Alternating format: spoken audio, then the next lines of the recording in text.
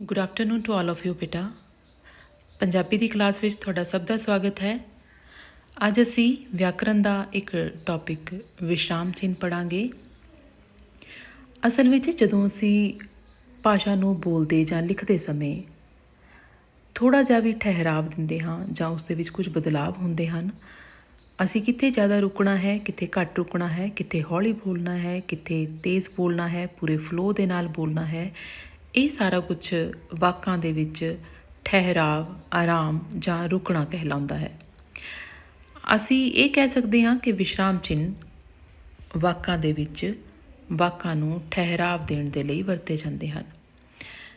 ਜਿਵੇਂ ਕਿ ਤੁਸੀਂ ਇੱਕ ਸਧਾਰਨ ਜੀ ਉਦਾਹਰਨ ਦੇਖੋ, ਰੋਕੋ ਨਾ ਜਾਣ ਦਿਓ, ਰੋਕੋ ਨਾ ਜਾਣ ਦਿਓ।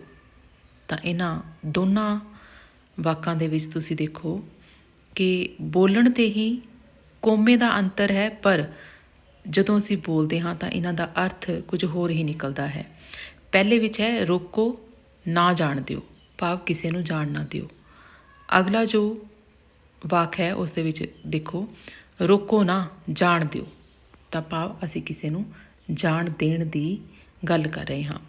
ਤਾਂ ਇਸ ਤਰ੍ਹਾਂ ਇਹ ਜੋ ਵਿਸ਼ਰਾਮ ਚਿੰਨ੍ਹ ਹਨ, ਇਹਦੀ ਭਾਸ਼ਾ ਦੇ ਵਿੱਚ ਬਹੁਤ ਹੀ ਜ਼ਿਆਦਾ ਮਹੱਤਤਾ ਹੈ, ਕਿਉਂਕਿ ਜੇ ਇਹ ਨਹੀਂ ਹੋਣਗੇ ਤਾਂ ਸ਼ਬਦਾਂ ਦੇ ਅਰਥ, ਵਾਕਾਂ ਦੇ ਅਰਥ ਕੁਝ ਹੋਰ ਹੀ ਨਿਕਲਦੇ ਹਨ। ਵਿਸ਼ਰਾਮ ਚਿੰਨ੍ਹਾਂ ਦੇ ਜੋ ਪ੍ਰਕਾਰ ਹਨ ਉਹ ਕੁਝ ਇਸ ਤਰ੍ਹਾਂ ਦੇ ਹਨ। ਗੁਰਮੁਖੀ ਲਿਪੀ ਦੇ ਵਿੱਚ 13 ਪ੍ਰਕਾਰ ਦੇ ਵਿਸ਼ਰਾਮ ਚਿੰਨ੍ਹ ਪਾਏ ਜਾਂਦੇ ਹਨ, ਜਿਵੇਂ ਕਿ ਡੰਡੀ ਜਾਂ ਪੂਰਨ ਵਿਸ਼ਰਾਮ ਚਿੰਨ੍ਹ, ਪ੍ਰਸ਼ਨ ਚਿੰਨ੍ਹ, ਤੀਜਾ ਵਿਸਮਿਕ ਚਿੰਨ੍ਹ, ਚੌਥਾ ਕੋਮਾ, ਪੰਜਵਾਂ ਅਰਧ ਵਿਸਰਾਮ ਚਿੰਨ੍ਹ, ਛੇਵਾਂ ਦੋਬਿੰਦੀ ਜਾਂ ਕੋਲਨ, ਸੱਤਵਾਂ ਡੈਸ਼, ਅੱਠਵਾਂ ਦੋਬਿੰਦੀ ਡੈਸ਼, ਨੌਵਾਂ ਪੁੱਠੇ ਕੌਮੇ, 10ਵਾਂ ਜੋੜਨੀ, 11 ਬ੍ਰੈਕਟ, 12 ਛੁੱਟ ਮਰੋੜੀ ਅਤੇ 13 ਨੰਬਰ 'ਤੇ ਬਿੰਦੀ ਆਉਂਦੀ ਹੈ। ਜਦੋਂ ਅਸੀਂ ਇਹਨਾਂ ਵਿਸ਼ਰਾਮ ਚਿੰਨ੍ਹਾਂ ਦੀ ਵਰਤੋਂ ਦੀ ਗੱਲ ਕਰਦੇ ਹਾਂ ਤਾਂ ਸਭ ਤੋਂ ਪਹਿਲਾਂ ਡੰਡੀ ਦੀ ਵਰਤੋਂ ਬਾਰੇ ਵਿੱਚ ਪੜ੍ਹਾਂਗੇ। ਇਹ ਚਿੰਨ੍ਹ ਜੋ ਹੈ ਵਾਕ ਦੇ ਅੰਤ ਦੇ ਵਿੱਚ ਪੂਰਨ ਠਹਿਰਾਵ ਦੇ ਲਈ ਵਰਤਿਆ ਜਾਂਦਾ ਹੈ, ਜਦੋਂ ਵਾਕ ਸੰਪੂਰਨ ਹੋਵੇ। ਜਿਵੇਂ ਉਦਾਹਰਨ ਦੇਖੋ, ਮੈਂ ਸਕੂਲ ਪੁੱਜ ਚੁੱਕਾ ਹਾਂ, ਸੂਰਜ ਪੂਰਬ ਵੱਲੋਂ ਨਿਕਲਦਾ ਹੈ। ਤਾਂ ਇਹ ਦੋ ਵਾਕ ਆਪਣੇ ਆਪ ਵਿੱਚ ਸੰਪੂਰਨ ਹਨ ਅਤੇ ਇਹਨਾਂ ਦੇ ਅੰਤ ਦੇ ਵਿੱਚ ਡੰਡੀ ਦੀ ਵਰਤੋਂ ਕੀਤੀ ਗਈ ਹੈ। ਇਸੇ ਤਰ੍ਹਾਂ ਜੋ ਅਗਲਾ ਸਾਡਾ ਵਿਸ਼ਰਾਮ ਚਿੰਨ੍ਹ ਹੈ ਉਹ ਹੈ ਪ੍ਰਸ਼ਨ ਚਿੰਨ੍ਹ। ਜਦੋਂ ਅਸੀਂ ਕਿਸੇ ਨੂੰ ਪੁੱਛ ਪੜਤਾਲ ਕਰਨੀ ਹੋਵੇ ਜਾਂ ਅਸੀਂ ਕੋਈ ਪ੍ਰਸ਼ਨ ਪੁੱਛਣਾ ਹੋਵੇ ਤਾਂ ਉਹਦੇ ਵਿੱਚ ਅਸੀਂ ਇਸ ਪ੍ਰਸ਼ਨ ਚਿੰਨ੍ਹ ਦੀ ਵਰਤੋਂ ਕਰਦੇ ਹਾਂ। ਜਿਵੇਂ ਉਦਾਹਰਨ ਦੇਖੋ, ਤੁਸੀਂ ਇੱਥੇ ਕੀ ਕਰ ਰਹੇ ਹੋ? ਇੱਥੇ ਤੁਹਾਨੂੰ ਪੁੱਛਿਆ ਜਾ ਰਿਹਾ ਹੈ, ਤੁਹਾਨੂੰ ਇਹ ਕੁਐਸਚਨ ਕੀਤਾ ਗਿਆ ਹੈ ਕਿ ਤੁਸੀਂ ਇੱਥੇ ਕੀ ਕਰ ਰਹੇ ਹੋ, ਤੁਹਾਡਾ ਨਾਮ ਕੀ ਹੈ? ਤਾਂ ਇਸ ਤਰ੍ਹਾਂ ਇਹ ਅੰਤ ਦੇ ਵਿੱਚ ਪ੍ਰਸ਼ਨ ਚਿੰਨ੍ਹ ਦੀ ਵਰਤੋਂ ਕੀਤੀ ਜਾਂਦੀ ਹੈ। ਤੀਸਰਾ ਵਿਸਮਿਕ ਚਿੰਨ੍ਹ, ਤੀਸਰਾ ਜੋ ਵਿਸ਼ਰਾਮ ਚਿੰਨ੍ਹ ਹੈ ਉਸ ਨੂੰ ਵਿਸਮਿਕ ਚਿੰਨ੍ਹ ਕਹਿੰਦੇ ਹਨ, ਜਿਸ ਦੀ ਵਰਤੋਂ ਵਾਕਾਂ ਦੇ ਵਿੱਚ ਖੁਸ਼ੀ, ਗਮੀ, ਹੈਰਾਨੀ, ਅਸੀਸ ਮਤਲਬ ਕਿਸੇ ਨੂੰ ਆਸ਼ੀਰਵਾਦ ਦੇਣਾ, ਫਿਟਕਾਰ ਮੀਨਸ ਕਿਸੇ ਨੂੰ ਡਾਂਟਣਾ ਜਾਂ ਝਿੜਕ ਦੇਣੀ, ਇੱਛਾ, ਸੰਬੋਧਨ ਮਤਲਬ ਕਿਸੇ ਨੂੰ ਬੁਲਾਉਣਾ, ਸਤਿਕਾਰ ਭਾਵ ਕਿਸੇ ਨੂੰ ਰਿਸਪੈਕਟ ਦੇਣੀ ਆਦਿ ਦੇ ਭਾਵ ਇਸ ਵਿਸਮਿਕ ਚਿੰਨ੍ਹ ਰਾਹੀਂ ਪ੍ਰਗਟ ਕੀਤੇ ਜਾਂਦੇ ਹਨ। ਤੁਸੀਂ ਇਸ ਦੀ ਉਦਾਹਰਨ ਦੇਖੋ। ਪਹਿਲੀ ਉਦਾਹਰਨ ਹੈ ਵਾਹ, ਅਸੀਂ ਵਿਆਹ ਵਿੱਚ ਜਾਵਾਂਗੇ, ਮਤਲਬ ਇੱਥੇ ਖੁਸ਼ੀ ਦਾ ਪ੍ਰਗਟਾਵਾ ਹੈ ਉਹ ਕੀਤਾ ਜਾ ਰਿਹਾ ਹੈ। ਅਗਲੀ ਹੈ ਅਫਸੋਸ, ਮੈਂ ਤੁਹਾਡੀ ਕੋਈ ਮਦਦ ਨਹੀਂ ਕਰ ਸਕਿਆ, ਮਤਲਬ ਤੁਸੀਂ ਆਪਣੀ ਜੋ ਅਫਸੋਸ ਹੈ ਉਸ ਨੂੰ ਜ਼ਾਹਿਰ ਕਰ ਰਹੇ ਹੋ। ਉਸ ਤੋਂ ਬਾਅਦ ਹਾਏ ਮੇਰੇ ਪੇਟ ਵਿੱਚ ਦਰਦ ਹੋ ਰਿਹਾ ਹੈ, ਮਤਲਬ ਤੁਹਾਨੂੰ ਕੋਈ ਪ੍ਰੋਬਲਮ ਹੈ ਤਾਂ ਤੁਸੀਂ ਦੁਖੀ ਹੋ ਇਸ ਟਾਈਮ। ਤਾਂ ਇਸ ਤਰ੍ਹਾਂ ਅਗਲਾ ਜੋ ਇਸ ਦੀ ਉਦਾਹਰਨ ਹੈ ਦੇਖੋ, ਇੱਕ ਹੋਰ, ਜਿਉਂਦਾ ਰਹੋ ਵੱਡੀ ਉਮਰ ਵਾਲਾ ਹੋਵੇ, ਮਤਲਬ ਕਿਸੇ ਨੂੰ ਅਸੀਸ ਦਿੱਤੀ ਜਾ ਰਹੀ ਹੈ। ਤਾਂ ਇਸ ਤਰ੍ਹਾਂ ਵਿਸਮਿਕ ਚਿੰਨ੍ਹ ਦੀ ਵਰਤੋਂ ਜੋ ਹੈ ਇਹਨਾਂ ਵਾਕਾਂ ਦੇ ਵਿੱਚ ਕੀਤੀ ਜਾਂਦੀ ਹੈ। ਅਗਲਾ ਜੋ ਸਾਡਾ ਚੌਥਾ ਵਿਸ਼ਰਾਮ ਚਿੰਨ੍ਹ ਹੈ ਉਹ ਹੈ ਕੋਮਾ। ਇਸ ਚਿੰਨ੍ਹ ਦੀ ਵਰਤੋਂ ਥੋੜ੍ਹੇ ਠਹਿਰਾਵ ਲਈ ਕੀਤੀ ਜਾਂਦੀ ਹੈ ਅਤੇ ਇਸ ਦੀ ਵਰਤੋਂ ਵੱਖ-ਵੱਖ ਵਾਕਾਂ ਵਿੱਚ ਕੁਝ ਇਸ ਤਰ੍ਹਾਂ ਕੀਤੀ ਜਾਂਦੀ ਹੈ।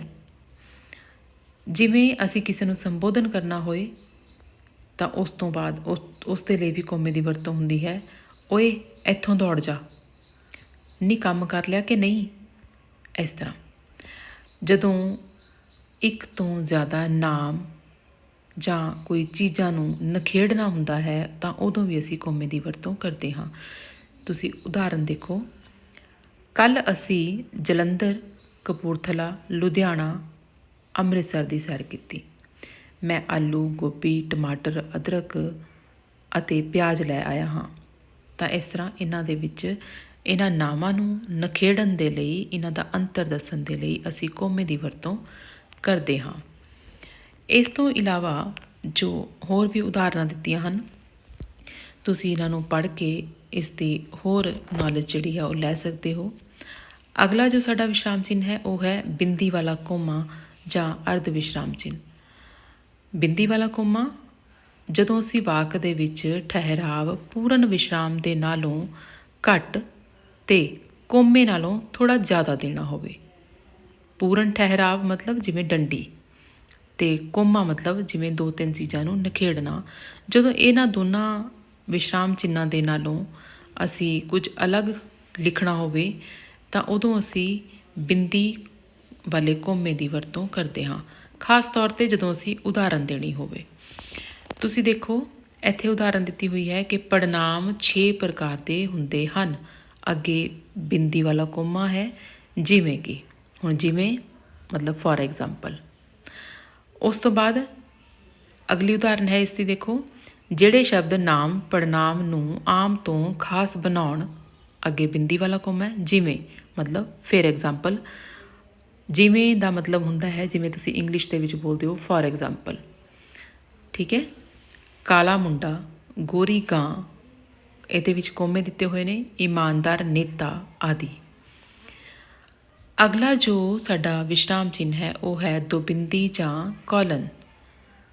ਜਦੋਂ ਸ਼ਬਦਾਂ ਨੂੰ ਸੰਖੇਪ ਕਰਕੇ ਲਿਖਣਾ ਹੋਵੇ ਤਾਂ ਇਸ ਚਿੰਨ੍ਹ ਦੀ ਵਰਤੋਂ ਕੀਤੀ ਜਾਂਦੀ ਹੈ। ਸੰਖੇਪ ਕਰਕੇ ਭਾਵ ਛੋਟਾ ਕਰਕੇ। ਜਿਵੇਂ ਅਸੀਂ ਨਾਮ ਲੈਂਦੇ ਹਾਂ ਪ੍ਰਿੰਸੀਪਲ। ਹੁਣ ਪ੍ਰਿੰਸੀਪਲ ਜਦੋਂ ਅਸੀਂ ਸ਼ਬਦ ਲਿਖਦੇ ਹਾਂ ਤਾਂ ਇਹਦੇ ਵਿੱਚ 2 ਬਿੰਦੀਆਂ ਜੋ ਹੈ ਪਾ ਕੇ ਅਸੀਂ ਉਸਨੂੰ ਸ਼ਾਰਟ ਫਾਰਮ ਦੇ ਵਿੱਚ ਲਿਖ ਸਕਦੇ ਹਾਂ। ਪ੍ਰੋਫੈਸਰ ਨੂੰ ਜਦੋਂ ਅਸੀਂ ਲਿਖਣਾ ਹੋਵੇ, ਪ੍ਰੋਫੈਸਰ ਪੂਰਾ ਲਿਖਣ ਦੀ ਬਜਾਏ ਪੱਪੇ ਨੂੰ ਪੈਰ 'ਚ ਰਾਰਾ ਪਾ ਕੇ ਉੱਪਰ ਹੋੜਾ ਪਾ ਕੇ 2 ਬਿੰਦੀਆਂ ਪਾ ਕੇ ਇਸ ਨੂੰ ਅਸੀਂ ਲਿਖ ਸਕਦੇ ਹਾਂ। ਇਸੇ ਤਰ੍ਹਾਂ ਡਾਕਟਰ ਸ਼ਬਦ ਜੋ ਹੈ ਉਹਦੇ ਨਾਲ ਵੀ 2 ਬਿੰਦੀਆਂ ਪਾ ਕੇ, ਸਰਦਾਰ ਸ਼ਬਦ ਦੇ ਨਾਲ ਵੀ 2 ਬਿੰਦੀ ਪਾ ਕੇ, ਇਹ ਵਿਸ਼ਰਾਮ ਚਿੰਨ੍ਹਾਂ ਦੀ ਅਸੀਂ ਵਰਤੋਂ ਕਰਕੇ ਇਹਨਾਂ ਸ਼ਬਦਾਂ ਨੂੰ ਅਸੀਂ ਸ਼ਾਰਟ ਫਾਰਮ ਦੇ ਵਿੱਚ ਲਿਖ ਸਕਦੇ ਹਾਂ। ਇਸੇ ਤਰ੍ਹਾਂ ਦੀਆਂ ਹੋਰ ਵੀ ਐਗਜ਼ਾਮਪਲਸ ਨੇ ਜੋ ਦਿੱਤੀਆਂ ਹੋਈਆਂ ਹਨ। ਅਗਲਾ ਜੋ ਸਾਡਾ ਵਿਸ਼ਰਾਮ ਚਿੰਨ੍ਹ ਹੈ ਉਹ ਹੈ ਡੈਸ਼। ਡੈਸ਼ ਦੀ ਜੋ ਵਰਤੋਂ ਹੈ ਉਹ ਖਾਸ ਤੌਰ ਦੇ ਉੱਤੇ ਨਾਟਕਾਂ ਦੇ ਵਿੱਚ, ਨਾਵਲ ਦੇ ਵਿੱਚ ਕੀਤੀ ਜਾਂਦੀ ਹੈ, ਕਿਉਂਕਿ ਜਦੋਂ ਅਸੀਂ ਕਿਸੇ ਦੇ ਨਾਲ ਵਾਰਤਾਲਾਪ ਕਰਦੇ ਹਾਂ, ਵਾਰਤਾਲਾਪ ਮਤਲਬ ਕਨਵਰਸੇਸ਼ਨ ਕਰਦੇ ਹਾਂ, ਤਾਂ ਉੱਥੇ ਜਿਵੇਂ ਇੱਥੇ ਤੁਸੀਂ ਉਦਾਹਰਨ ਦੇਖੋ, ਪਿਤਾ ਹੁਣ ਪਿਤਾ ਦੀ ਵਾਰੀ ਹੈ ਬੋਲਣ ਦੀ। ਕਾਕਾ ਇੰਨੀ ਦੇਰ ਕਿਉਂ ਕਰ ਦਿੱਤੀ। ਅੱਗੇ ਪੁੱਤਰ ਨੇ ਕੀ ਜਵਾਬ ਦਿੱਤਾ, ਪੁੱਤਰ, ਪਿਤਾ ਜੀ ਸਾਈਕਲ ਪੰਚਰ ਹੋ ਗਿਆ ਸੀ। ਤਾਂ ਇਟ ਮੀਨਸ ਕਿ ਇਹ ਕਨਵਰਸੇਸ਼ਨ ਚੱਲ ਰਹੀ ਹੈ ਪਿਓ ਅਤੇ ਪੁੱਤਰ ਦੇ ਵਿਚਕਾਰ। ਤਾਂ ਜਦੋਂ ਅਸੀਂ ਕਿਸੇ ਦਾ ਨਾਮ ਲਿਖਣਾ ਹੋਏ ਤਾਂ ਉੱਥੇ ਅਸੀਂ ਡੈਸ਼ ਦੀ ਵਰਤੋਂ ਕਰਕੇ ਅੱਗੇ ਕਨਵਰਸੇਸ਼ਨ ਸ਼ੁਰੂ ਕਰ ਲੈਂਦੇ ਹਾਂ। ਇਸੇ ਤਰ੍ਹਾਂ ਅਗਲਾ ਜੋ ਵਿਸ਼ਰਾਮ ਚਿੰਨ੍ਹ ਹੈ ਉਹ ਹੈ ਦੋਬਿੰਦੀ ਡੈਸ਼। ਹੁਣ ਇਹ ਜੋ ਦੋਬਿੰਦੀ ਡੈਸ਼ ਹੈ, ਜਦੋਂ ਤੁਸੀਂ ਕੁਝ ਚੀਜ਼ਾਂ ਦਾ ਵੇਰਵਾ ਦੇਣਾ ਹੋਵੇ ਤਾਂ ਉਸ ਤੋਂ ਪਹਿਲਾਂ ਦੋਬਿੰਦੀ ਡੈਸ਼ ਦੀ ਵਰਤੋਂ ਕੀਤੀ ਜਾਂਦੀ ਹੈ। ਇਸ ਦੀ ਉਦਾਹਰਨ ਤੁਸੀਂ ਦੇਖੋ, ਹੇਠ ਲਿਖਿਆਂ ਦੇ ਵਿਰੋਧੀ ਸ਼ਬਦ ਲਿਖੋ। ਹੁਣ ਜਦੋਂ ਇਹ ਚੀਜ਼ਾਂ ਲਿਖਦੇ ਹਾਂ ਤਾਂ ਇੱਥੇ ਅਸੀਂ ਲਿਖੋ ਤੋਂ ਬਾਅਦ ਦੋਬਿੰਦੀ ਡੈਸ਼ ਵਾਲਾ ਜੋ ਵਿਸ਼ਰਾਮ ਚਿੰਨ੍ਹ ਹੈ ਉਸ ਦੀ ਵਰਤੋਂ ਕਰਦੇ ਹਾਂ। ਜਿਵੇਂ ਇਹ ਐੜੇ ਵਾਲੀ ਐਗਜ਼ਾਮਪਲ ਦੇਖੋ ਤੁਸੀਂ, ਜਦੋਂ ਲੇਖ ਲਿਖਣ ਵੇਲੇ ਵੇਰਵਾ ਮੁੱਖ ਸੁਰਖੀਆਂ ਵਿੱਚ ਦੇਣਾ ਹੋਵੇ। ਸੁਰਖੀਆਂ ਮਤਲਬ ਹੈਡਿੰਗ। ਜਦੋਂ ਤੁਸੀਂ ਹੈਡਿੰਗ ਲਿਖਦੇ ਹੋ ਨਾ ਤਾਂ ਉਦੋਂ ਹੈਡਿੰਗ ਕਿਸੇ ਵੀ ਜਦੋਂ ਆਪਾਂ ਐਸੇ ਲਿਖਦੇ ਹਾਂ ਜਾਂ ਕੁਛ ਆਪਾਂ ਲਿਖ ਰਹੇ ਹਾਂ ਤਾਂ ਜਿਹਦੇ ਵਿੱਚ ਅਸੀਂ ਹੈਡਿੰਗ ਲਿਖਣੇ ਹੁੰਦੇ ਹਨ, ਤਾਂ ਉਹਨਾਂ ਵਿੱਚ ਤੁਸੀਂ ਦੇਖੋ ਆ ਭੂਮਿਕਾ ਅੱਗੇ ਦੋਬਿੰਦੀ ਡੈਸ਼ ਪਾ ਕੇ ਤੁਸੀਂ ਅੱਗੇ ਆਪਣੀ ਡਿਟੇਲ ਜੋ ਹੈ ਉਹ ਦੇਣੀ ਸ਼ੁਰੂ ਕਰ ਦਿੰਦੇ ਹੋ। ਜਿਵੇਂ ਮੰਨ ਲਓ ਤੁਸੀਂ ਗੁਰੂ ਨਾਨਕ ਦੇਵ ਜੀ ਦਾ ਐਸੇ ਲਿਖ ਰਹੇ ਹੋ ਤਾਂ ਉਹਦੇ ਵਿੱਚ ਸਭ ਤੋਂ ਪਹਿਲਾਂ ਭੂਮਿਕਾ ਲਿਖੋਗੇ, ਦੋਬਿੰਦੀ ਡੈਸ਼ ਪਾਤੀ, ਫਿਰ ਤੁਸੀਂ ਜਨਮ ਤੇ ਉਹਨਾਂ ਦੇ ਬਚਪਨ ਦੇ ਬਾਰੇ ਵਿੱਚ ਲਿਖਣ ਜਾ ਰਹੇ ਹੋ ਤਾਂ ਫਿਰ 2 ਬਿੰਦੀ ਡੈਸ਼ ਪਾਤੀ। ਉਸੇ ਤਰ੍ਹਾਂ ਅੱਗੇ ਉਹਨਾਂ ਦੀਆਂ ਸਿੱਖਿਆਵਾਂ ਲਿਖਣੀਆਂ ਨੇ ਤਾਂ ਫਿਰ 2 ਬਿੰਦੀ ਡੈਸ਼ ਪਾ ਕੇ ਅੱਗੇ ਉਹਨਾਂ ਦੀ ਡਿਟੇਲ ਜੋ ਹੈ ਉਹ ਦੇਣੀ ਸ਼ੁਰੂ ਕਰ ਦਿੰਦੇ ਹੋ। ਤਾਂ ਇਸ ਤਰ੍ਹਾਂ ਇਹ 2 ਬਿੰਦੀ ਡੈਸ਼ ਦੀ ਵਰਤੋਂ ਕੀਤੀ ਜਾਂਦੀ ਹੈ। ਅਗਲਾ ਜੋ ਸਾਡਾ ਵਿਸ਼ਰਾਮ ਚਿੰਨ੍ਹ ਹੈ ਉਹ ਹੈ ਪੁੱਠੇ ਕੌਮੇ। ਪੁੱਠੇ ਕੌਮੇ ਉਦੋਂ ਵਰਤੇ ਜਾਂਦੇ ਹਨ ਜਦੋਂ ਅਸੀਂ ਕਿਸੇ ਦੀ ਕਹੀ ਹੋਈ ਗੱਲ ਨੂੰ ਬਿਲਕੁਲ ਉਵੇਂ ਹੀ ਲਿਖਣਾ ਹੋਵੇ, ਭਾਵ ਉਸ ਦੇ ਵਿੱਚ ਕੋਈ ਵੀ ਚੇਂਜਸ ਨਾ ਕਰਨੀਆਂ ਹੋਣ। ਜਿਵੇਂ ਤੁਸੀਂ ਡੈਫੀਨੇਸ਼ਨ ਲਿਖਦੇ ਹੋ, ਪਰਿਭਾਸ਼ਾ ਲਿਖਦੇ ਹੋ ਕਿਸੇ ਵੀ ਚੀਜ਼ ਦੀ ਜਿਹੜੀ ਕਿ ਕਿਸੇ ਰਾਈਟਰ ਨੇ ਲਿਖੀ ਹੋਈ ਹੈ, ਤਾਂ ਉਹਦੇ ਰਾਈਟਰ ਦੇ ਜੋ ਸ਼ਬਦ ਹਨ ਅਸੀਂ ਐਜ਼ ਇਟ ਇਜ਼ ਲਿਖਣੇ ਹਨ। ਉਸ ਦੇ ਵਿੱਚ ਅਸੀਂ ਆਪਣੇ ਵੱਲੋਂ ਕੋਈ ਬਦਲਾਵ ਨਹੀਂ ਕਰ ਸਕਦੇ, ਤਾਂ ਉਦੋਂ ਅਸੀਂ ਇਹਨਾਂ ਪੁੱਠੇ ਕੌਮਿਆਂ ਦੀ ਵਰਤੋਂ ਕਰਦੇ ਹਾਂ। ਜਿਵੇਂ ਮੈਂ ਤੁਹਾਨੂੰ ਕਹਾਂ ਕਿ ਤੁਹਾਡੇ ਸਕੂਲ ਦਾ ਟਾਈਮ ਸਵੇਰੇ 9 ਵਜੇ ਹੁੰਦਾ ਹੈ, ਤਾਂ ਮੀਨਸ ਕਿ ਮੈਂ ਤੁਹਾਨੂੰ ਜੋ ਕਹਿ ਦਿੱਤਾ, ਮੇਰੀ ਕਹੀ ਹੋਈ ਗੱਲ ਨੂੰ ਤੁਸੀਂ ਜਦੋਂ ਲਿਖਣਾ ਹੈ ਤਾਂ ਤੁਸੀਂ ਉਸ ਨੂੰ ਪੁੱਠੇ ਕੌਮਿਆਂ ਦੇ ਵਿੱਚ ਲਿਖੋਗੇ। ਅਗਲਾ ਸਾਡਾ ਵਿਸ਼ਰਾਮ ਚਿੰਨ੍ਹ ਹੈ ਜੋੜਨੀ। ਜੋੜਨੀ ਇਹ ਜਦੋਂ ਉਲਟ ਸ਼ਬਦ ਲਿਖਣੇ ਹੁੰਦੇ ਹਨ ਤਾਂ ਉਹਨਾਂ ਦੇ ਲਈ ਵਰਤੀ ਜਾਂਦੀ ਹੈ। ਸਮਾਸੀ ਸ਼ਬਦ ਲਿਖਣੇ ਹੋਣ ਉਹਨਾਂ ਦੇ ਲਈ ਵਰਤੀ ਜਾਂਦੀ ਹੈ। ਤੁਸੀਂ ਉਦਾਹਰਨ ਦੇਖੋ, ਦਿਨ ਰਾਤ, ਦਿਨ ਅਤੇ ਰਾਤ। ਹੁਣ ਅਤੇ ਸ਼ਬਦ ਇਹਦੇ ਵਿੱਚੋਂ ਕੱਟ ਕੇ ਇਹਦੇ ਵਿੱਚ ਅਸੀਂ ਜੋੜਨੀ ਦੀ ਵਰਤੋਂ ਕਰ ਦਿੰਦੇ ਹਾਂ। ਘੰਟਾ ਘਰ, ਮਤਲਬ ਇਹਦੇ ਵਿੱਚ ਵੀ ਜੋੜਨੀ ਦੀ ਵਰਤੋਂ ਕੀਤੀ ਹੋਈ ਹੈ। ਕੰਮ ਚੋਰ, ਮਤਲਬ ਇਹ ਪੂਰਾ ਸ਼ਬਦ ਕੰਮ ਚੋਰ ਮਤਲਬ ਜਿਹੜਾ ਕੰਮ ਤੋਂ ਜੀ ਚੁਰਾਏ, ਤਾਂ ਉਸਨੂੰ ਕੰਮ ਚੋਰ ਕਹਿੰਦੇ ਹਨ। ਤਾਂ ਇੱਥੇ ਜੋੜਨੀ ਦੀ ਵਰਤੋਂ ਹੈ। ਅਖੰਡ ਪਾਠ ਭਾਵ ਜਿਹਦੇ ਅਖੰਡ ਪਾਠ ਭਾਵ ਜਿਹੜਾ ਕੰਟੀਨਿਊਸਲੀ ਚੱਲਦਾ ਹੈ, ਠੀਕ ਹੈ। ਇਸ ਤਰ੍ਹਾਂ ਜੋੜਨੀ ਦੀ ਵਰਤੋਂ, ਜੋੜਨੀ ਵਿਸ਼ਰਾਮ ਚਿੰਨ੍ਹ ਦੀ ਵਰਤੋਂ ਕੀਤੀ ਜਾਂਦੀ ਹੈ। ਅਗਲਾ ਜੋ ਸਾਡਾ ਵਿਸ਼ਰਾਮ ਚਿੰਨ੍ਹ ਹੈ ਉਹ ਹੈ ਬ੍ਰੈਕਟ। ਬ੍ਰੈਕਟਸ ਨੇ ਜੋ ਅਸੀਂ ਇੱਕ ਵਾਰ ਕਿਸੇ ਸ਼ਬਦ ਦਾ ਅਰਥ ਦੱਸਦੇ ਹਾਂ ਤਾਂ ਉਸ ਦਾ ਦੁਬਾਰਾ ਕੋਈ ਦੂਜਾ ਵੀ ਅਰਥ ਬਣਦਾ ਹੁੰਦਾ ਹੈ, ਤਾਂ ਉਹਨੂੰ ਅਸੀਂ ਐਕਸਪਲੇਨ ਕਰਨ ਦੇ ਲਈ ਬ੍ਰੈਕਟ ਦੇ ਵਿੱਚ ਸ਼ਬਦ ਜਿਹੜਾ ਹੈ ਉਹ ਲਿਖ ਸਕਦੇ ਹਾਂ। ਤੁਸੀਂ ਇਸ ਦੇ ਵਿੱਚ ਦੇਖੋ, ਜਦੋਂ ਅਸੀਂ ਮੁਹਾਵਰੇ ਲਿਖਦੇ ਹਾਂ, ਮੁਹਾਵਰਿਆਂ ਦੇ ਅਰਥ ਲਿਖਦੇ ਹਾਂ, ਤਾਂ ਤੁਹਾਨੂੰ ਯਾਦ ਹੋਊਗਾ ਕਿ ਪਹਿਲਾ ਮੁਹਾਵਰਾ ਦਿੱਤਾ ਹੁੰਦਾ ਹੈ, ਫਿਰ ਤੁਸੀਂ ਉਹਨਾਂ ਦੇ ਅਰਥ ਲਿਖਦੇ ਹੋ, ਅਤੇ ਜਿਹੜੇ ਤੁਸੀਂ ਅਰਥ ਲਿਖਦੇ ਹੋ ਉਹ ਤੁਸੀਂ ਹਮੇਸ਼ਾ ਬ੍ਰੈਕਟਸ ਦੇ ਵਿੱਚ ਲਿਖਦੇ ਹੋ। ਜਿਵੇਂ ਇੱਥੇ ਮੁਹਾਵਰਾ ਦਿੱਤਾ ਹੋਇਆ ਉਂਗਲ ਕਰਨੀ। ਉਂਗਲ ਕਰਨੀ ਦਾ ਮਤਲਬ ਹੁੰਦਾ ਹੈ ਦੋਸ਼ ਲਗਾਉਣਾ, ਤਾਂ ਇਸ ਤਰ੍ਹਾਂ ਉਹਨਾਂ ਨੂੰ ਦੋਸ਼ ਲਗਾਉਣਾ ਨੂੰ ਤੁਸੀਂ ਬ੍ਰੈਕਟਸ ਦੇ ਵਿੱਚ ਲਿਖ ਦਿੱਤਾ ਹੈ। ਅੱਗੇ ਤੁਸੀਂ ਦੇਖੋ, ਅੰਕਾਂ ਨੂੰ ਲਿਖਣ ਦੇ ਲਈ ਵੀ ਅਸੀਂ ਬ੍ਰੈਕਟ ਦੀ ਵਰਤੋਂ ਕਰਦੇ ਹਾਂ। ਅੱਖਰਾਂ ਨੂੰ ਲਿਖਣ ਦੇ ਲਈ ਵੀ ਬ੍ਰੈਕਟ ਦੀ ਵਰਤੋਂ ਆਮ ਤੌਰ 'ਤੇ ਕਰਦੇ ਹਾਂ। ਅਗਲੀ ਜੋ ਸਾਡਾ ਵਿਸ਼ਰਾਮ ਚਿੰਨ੍ਹ ਹੈ ਛੁੱਟ ਮਰੋੜੀ। ਇਹ ਉਦੋਂ ਵਰਤਿਆ ਜਾਂਦਾ ਹੈ ਜਦੋਂ ਕਿਸੇ ਸ਼ਬਦ ਦੇ ਛੱਡੇ ਹੋਏ ਅੱਖਰ ਨੂੰ ਪ੍ਰਗਟ ਕਰਨਾ ਹੋਵੇ, ਤਾਂ ਉਦੋਂ ਛੁੱਟ ਮਰੋੜੀ ਦੀ ਵਰਤੋਂ ਕੀਤੀ ਜਾਂਦੀ ਹੈ। ਭਾਵ ਜਦੋਂ ਅਸੀਂ ਉੱਤੇ ਲਿਖਣਾ ਹੋਵੇ, ਵਿੱਚ ਲਿਖਣਾ ਹੋਵੇ ਅਤੇ ਇਕੱਲਾ ਲਿਖਣਾ ਹੋਵੇ, ਤਾਂ ਉਦੋਂ ਅਸੀਂ ਪੂਰਾ ਸ਼ਬਦ ਲਿਖਣ ਦੀ ਬਜਾਏ ਉਸ ਨੂੰ ਸ਼ਾਰਟ ਫਾਰਮ ਦੇ ਵਿੱਚ ਲਿਖਦੇ ਹਾਂ, ਤਾਂ ਅਸੀਂ ਛੁੱਟ ਮਰੋੜੀ ਦੀ ਵਿਸ਼ਰਾਮ ਚਿੰਨ੍ਹ ਦੀ ਵਰਤੋਂ ਕਰਦੇ ਹਾਂ। ਲਾਸਟ ਜੋ ਸਾਡਾ ਹੈ ਉਹ ਹੈ ਬਿੰਦੀ।